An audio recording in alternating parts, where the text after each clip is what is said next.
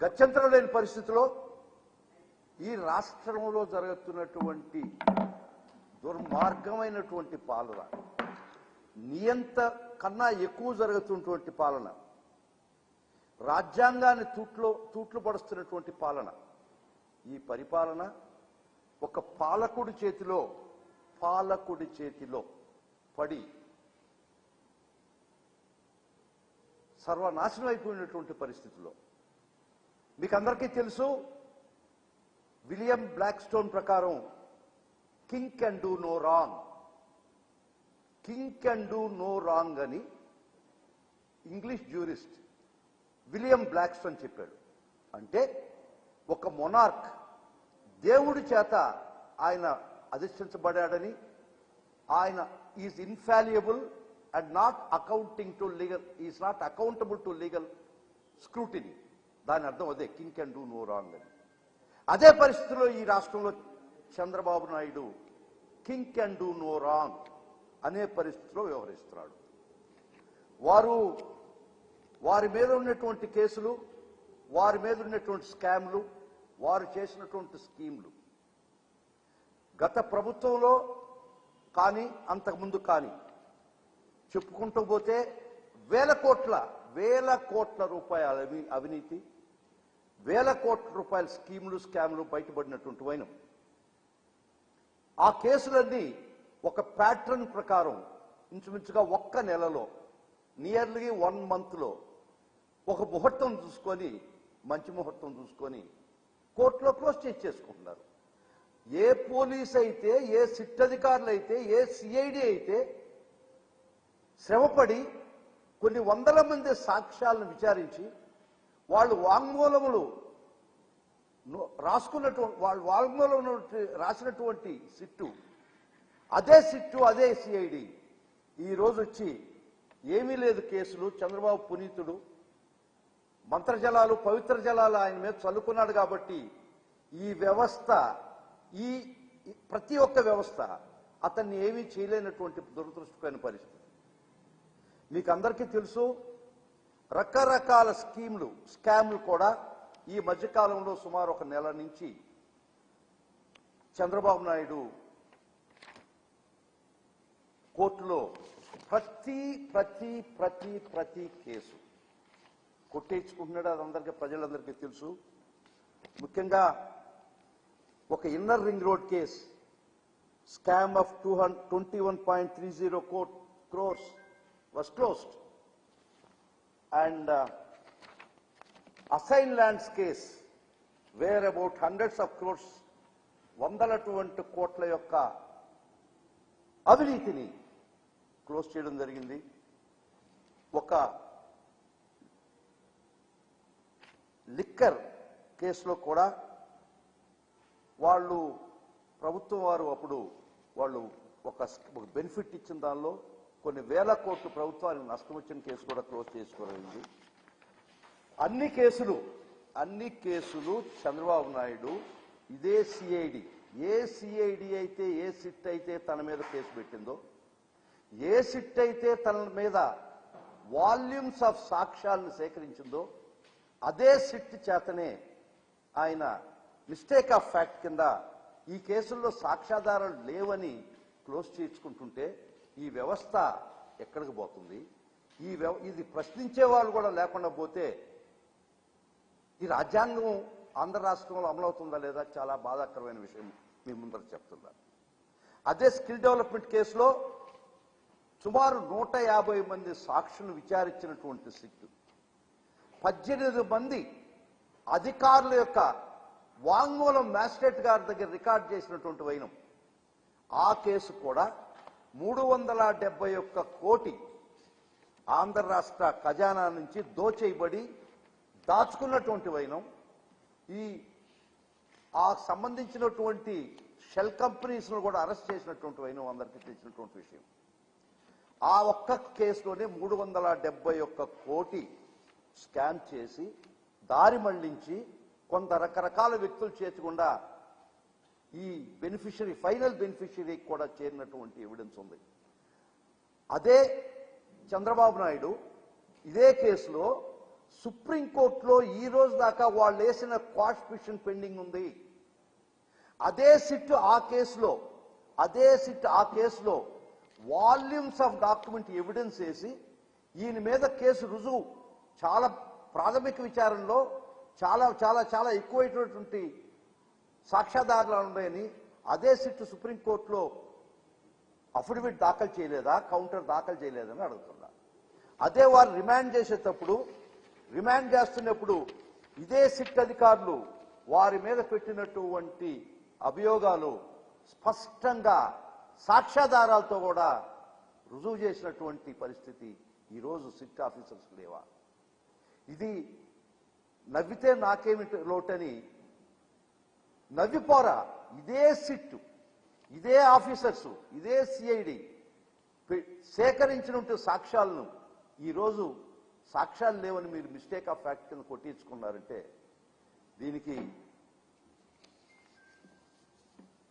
న్యాయ వ్యవస్థ కూడా తలదించుకోవాల్సిన పరిస్థితి మీకు తీసుకొస్తున్నటువంటి వైన న్యాయ వ్యవస్థ కూడా ఏమి చేయలేనటువంటి పరిస్థితి. ఇక్కడ గ్రామాల్లో ఆడుకుంటుంటారు పిల్లకాయలు దొంగ పోలీస్ ఆట. ఇక్కడ దొంగ వాళ్లే, పోలీసు వారే, వ్యవస్థ వాళ్లే, న్యాయ నిర్ణేతలు కూడా వారే. వారి కేసు మీద వారే ఇన్వెస్టిగేటింగ్ ఆఫీసరు, వారి కేసుల్లో వారే న్యాయ వ్యవస్థ, వారి కేసుల్లో వాళ్ళే న్యాయ నిర్ణేత, వారి కేసులో వారే దొంగ. ఇటువంటి పరిస్థితుల్లో ఈ విధంగా అన్ని వ్యవస్థలను నిర్వీర్యం చేసి అన్ని కేసులు కొట్టేయించుకుంటుంటే ఈ భారతదేశంలో కళ్ళప్పగిచ్చి వ్యవస్థలో న్యాయ వ్యవస్థ ఖచ్చితంగా చూడదు. Will take it to the highest doors of the judiciary. ఈ రోజు కూడా భారతదేశంలో న్యాయ వ్యవస్థ చాలా పటిష్టంగా ఉంది. ఖచ్చితంగా ఈ ఆటలు సాగనివ్వమని మరొకసారి చెప్తున్నాం. ఏదో వచ్చిన సంతోషపడబాకండి, తర్వాత ఖచ్చితంగా మీ ఆటలు కట్టబడే రోజు వస్తుంది. న్యాయస్థానం ద్వారానే మీ ఆటలు కట్టిస్తాం. కొన్ని వందల వేల కోట్ల రూపాయల స్కాములు చేసి మీకై మీరే కేసులు మూసేయించుకోవడం అంటే ఇంతకన్నా దుర్మార్గం ఇంకొకటి లేదు. ఈ పోలీస్ ఆఫీసర్ని, ఈ సిట్ అధికారులను ఒకటే అడుగుతున్నా నేను, మీరు సేకరించిన సాక్ష్యం డిజిటల్గా మాన్యువల్గా భద్రపరిచినటువంటి సాక్ష్యం, స్కిల్ డెవలప్మెంట్ కేసులో 150 మంది సుమారు విచారించినటువంటి సాక్షులు ఏమైపోయారు? 18 ఆఫీసర్లు గౌరవ మ్యాజిస్ట్రేట్ దగ్గర ఇచ్చిన వాంగ్మూలం ఏమైపోయింది? ఇన్నర్ రింగ్ రోడ్ కేసులో మీరు క్లోజ్ చేయించారా? స్కిల్ లిక్కర్ కేసులో మీరు క్లోజ్ చేసుకున్నారా? శాండ్ కేసులో కూడా మీరు క్లోజ్ చేసుకున్నారా? మీరు అన్నిట్లో ప్రతి కేసులో మీ యొక్క అధికార దుర్వినియోగం చేసి, ముఖ్యంగా ఇంకోటి చెప్తున్నానండి, ఈ స్కిల్ డెవలప్మెంట్ కేసులో చంద్రబాబు బెయిల్లో ఉన్నాడు, 53 రోజులు జైల్లో ఉన్నాడు. జైలుకు పోయేటప్పుడు కూడా కేసులో ఆధారాలు ఉన్నాయని, ప్రాథమిక ఆధారాలు ఉన్నాయనే కదా కోర్టు వారు పంపించింది. మీ క్వాష్ పిటిషన్ గౌరవ ఆంధ్రప్రదేశ్ హైకోర్టు మీరు వేసిన పిటిషన్ కొట్టేసింది మీ మీద సాక్ష్యాలు ఉన్నాయనే కదా. అదే సుప్రీంకోర్టుకు మీరు పోయిన తర్వాత మీ క్వాష్ పిటిషన్ కూడా కొట్టేయకుండా ఇంకా హీరింగ్లు ఉందంటే మీ మీద సాక్ష్యాలు ఉన్నాయనే కదా. గౌరవ సుప్రీంకోర్టులో మీ క్వాష్ పిటిషన్ పెండింగ్ ఉండగా మీరు స్కిల్ డెవలప్మెంట్ కేసులో ఈ అధికారుల చేత మీరు మిస్టేక్ ఆఫ్ ఫ్యాక్ట్ రాయించి కొట్టేస్తారా? మరలా చెప్తున్నాం, ఈ విధంగా చట్టాలని దుర్వినియోగం చేసినటువంటి అధికారులు కూడా ఒక్కరోజు కోర్టు ముందర జవాబు చెప్పుకోవాల్సిన పరిస్థితి ఖచ్చితంగా మీకు వస్తుంది. చట్ట ప్రకారం వ్యవహరించండి. చట్టానికి ఎవరు అతీతులు కారు. మీకై మీరే సాక్ష్యాలు ఉండని వాల్యూమ్స్ ఆఫ్ పేజెస్ రాసినటువంటి రికార్డులు ఈ రోజు సాక్ష్యాలు లేవని మీరు చెప్తుంటే మిమ్మల్ని ఖచ్చితంగా ప్రశ్నిస్తాం.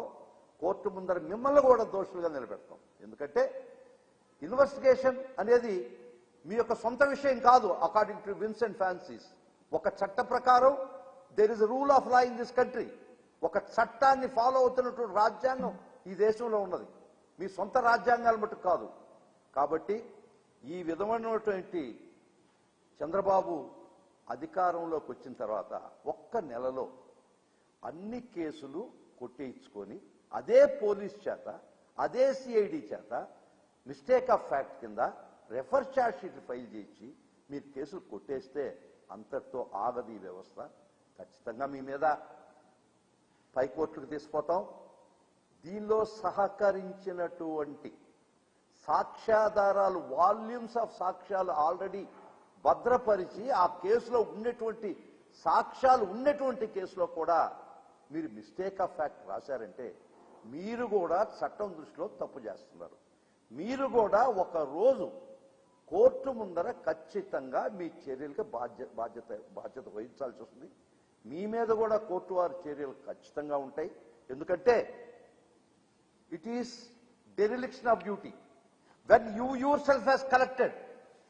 మీరు సాక్ష్యాలు మీకై మీరే కలెక్ట్ చేసినటువంటి సాక్ష్యాలు ఉన్నాయి, వాల్యూమ్స్ ఉన్నాయి, వందల మంది సాక్ష్యాలు మీరు విచారించున్నారు. ఈ రోజు తూచని చెప్పేసి సాక్ష్యాలు లేవని చంద్రబాబు గారు పునీతుడని చెప్పి వారి మీద పవిత్ర జలాలు చల్లి ఆయన మీద ఏ కేసులు లేవని చెప్పడం, కేసులు ముందరకు తీసుకోకుండా పోవడం, కేసులు క్లోజ్ చేయడం చాలా చాలా గర్హనీయమైన చర్య. వైఎస్ఆర్ కాంగ్రెస్ పార్టీ కానీ ప్రతి పౌరుడు బాధ్యత ఉంది.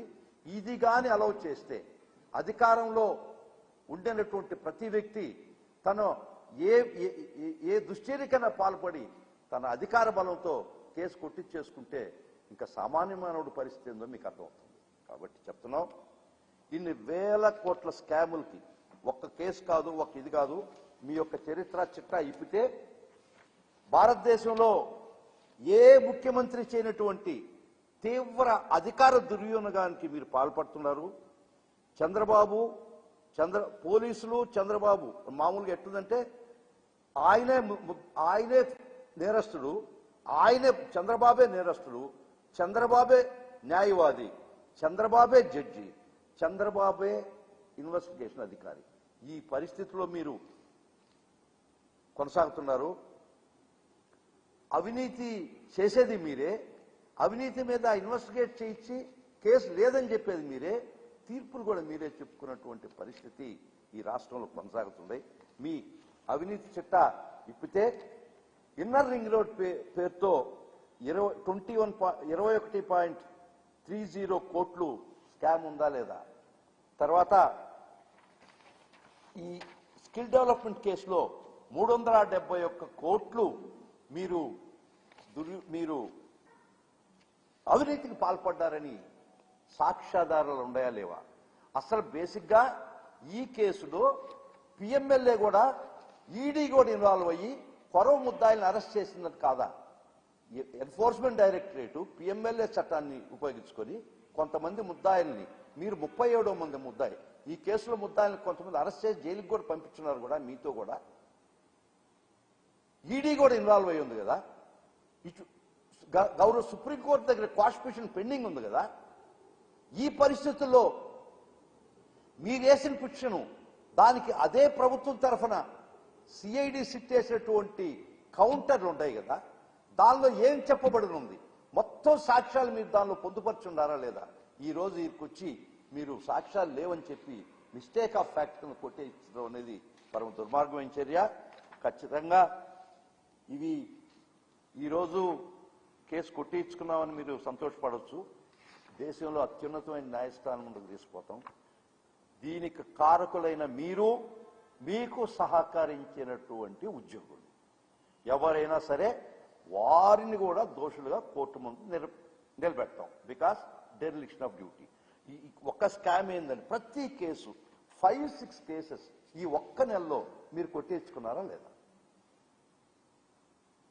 న్యాయస్థానంలో కేసు విచారింపబడిన తర్వాత నిర్దోషి అయినారా? విచారణకు ముందే మీ అధికార బలాన్ని వాడుకొని అదే సిఐడి చేత రెఫర్ ఛార్జ్ షీట్లు ఇచ్చుకొని ఏ సిఐడి అయితే సాక్ష్యాలు మీ మీద సేకరించిందో, భద్రపరిచిందో, అదే సిఐడి చేత కళ్ళు మూసి వారి చేత కోర్టులో రెఫర్ ఛార్జ్ షీట్ ఇచ్చేసి మీరు పవిత్రులు అయిపోయినారు. మరీ స్కిల్ క్యాంప్ కేసులో ఈడీగా ఇన్వాల్వ్ అయి ఉంది, అరెస్టులు జరిగి ఉన్నాయి. 371 కోటి, ఇది వైఎస్ఆర్ కాంగ్రెస్ పార్టీ పెట్టినటువంటి కేసు కాదు. 2017లో directorate general of GST intelligence పూనాలో మీరు పార్క్ చేసినటువంటి అమౌంట్ కొన్ని షెల్ కంపెనీస్లో వాళ్ళు ఫేక్ బిల్స్ పట్టుకొని వాళ్ళు మీకు తెలిపారు.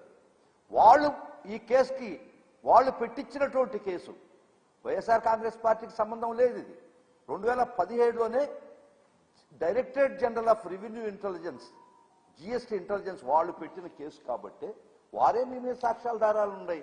371 కోటి మీరు ఈ స్కామ్లో దారి మళ్లించారని చాలా స్పష్టంగా మీ మీద పెట్టినటువంటి రిమాండ్ రిపోర్ట్ అయితేమి, మీ మీద ఫైల్ చేసినటువంటి క్వాష్ పిటిషన్ల కౌంటర్లు అయితేమి, 150 చిల్లర మంది సాక్షులు అయితేమి, 18 మంది ఆఫీసర్లు ఇచ్చినటువంటి వాంగ్మూలం ప్రకారం అయితేమి, ఇంత సాక్ష్యం ఓవర్హెల్మింగ్గా ఉన్నా కూడా మీరు నిస్సిగ్గుగా, నిర్భీతిగా, లజ్జగా మీరు కేసులు ఈరోజు తీసేసుకుంటున్నారంటే will not leave this matter. ఖచ్చితంగా మీ మీద ఈ చర్యలకు వ్యతిరేకంగా పోరాడతాం. Will see that justice is prevailed. You are not a king. King can do no wrong అనేది మీకు అప్లై కాదు. మీరు మోనార్క్ కాదు. మీరు దేవుడిచే అధిష్ఠించినటువంటి అధికారి కాదు. This is common law, British common లాలో ప్రిన్సిపల్. అది మనకు కాదది. Here even if king do wrong, he is amenable for the judicial scrutiny in this country. ఈ దేశంలో ఉన్నట్టు గొప్ప రాజ్యాంగం ప్రకారం రాజు తప్పు చేసినా, పేద తప్పు చేసినా ఒకే విధంగా రాజ్యాంగం హక్కులు ప్రసాదించింది. కాబట్టి మీకు extra nothing had been provided. మీకు ఎక్స్ట్రా అధికారాలు కానీ ప్రివిలేజెస్ కానీ ఏమి ఇవ్వలేదు. గుర్తుపెట్టుకోండి, ఇక్కడ గొప్ప భారతదేశ రాజ్యాంగంలో పేద రాజు ఇద్దరు ఒకే సమానంగా ఉంటారు. ఈరోజు మీ యొక్క అధికార దుర్వినియోగంతో అసలు మీ బెయిల్ క్యాన్సిలేషన్కి ఇది కరెక్ట్ కదా? మీకు బెయిల్ ఇచ్చిన కండిషను, మెడికల్ బెయిల్ ఇచ్చిన కండిషను, తర్వాత బెయిల్లో సాక్షులను ప్రభావితం చేయడానికి లేదు. ఆ కండిషన్ ఉందా లేదా? అది ఇంకా అమల్లో ఉంది కదా. ఈరోజు సాక్షులే కాదు కదా, సాక్షులను ప్రభావితం చేసి, వ్యవస్థను ప్రభావితం చేసి మీ మీద మీరు కేసు కొట్టేయించుకుంటే అసలు మీ బెయిల్ క్యాన్సిలేషన్ కూడా చాలా అవకాశాలు ఉన్నాయి. ఆ విధంగా కూడా మేము